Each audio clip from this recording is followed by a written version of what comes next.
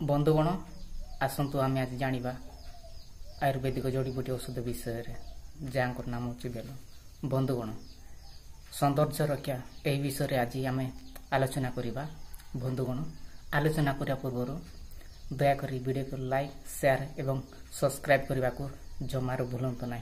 बंधुगण आसतु वीडियो को आरंभ। बंधुगण जो मानकर देह जाल बई दुर्गंध हुए से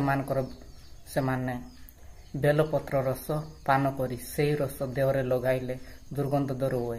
पाचिला बेल शस को दूध रस सहित फेंटी मुहरे लगाइले चर्म सुस्थ रही व्रण आदि दूर हुए। मुखर सौंदर्य फुटी उठे।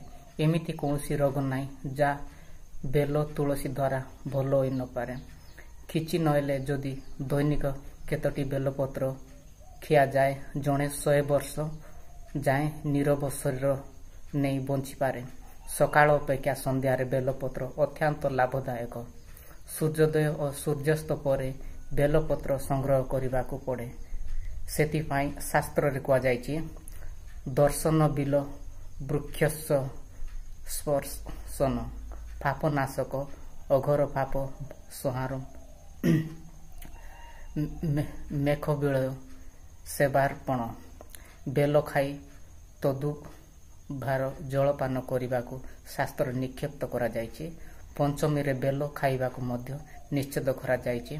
बंधुगण आपण माने याकू प्रयोग करंतु थरे प्रयोग करंतु देखिबे आपनकर 100 वर्ष पर्यंत कौन सी रोग होबो नाही। बंधुगण निश्चित याकू थरे आपण परीक्षा कर देखंतु तापर आपण माने जानि पारिबे यार केते लाभदायक। बंधुगण बेल एक एमिति जिनिस जद्वारा समस्ते बेल को भल पाते खाइबा। बंधुगण आपण मान निश्चित या प्रयोग करंतु। रोची नमस्कार।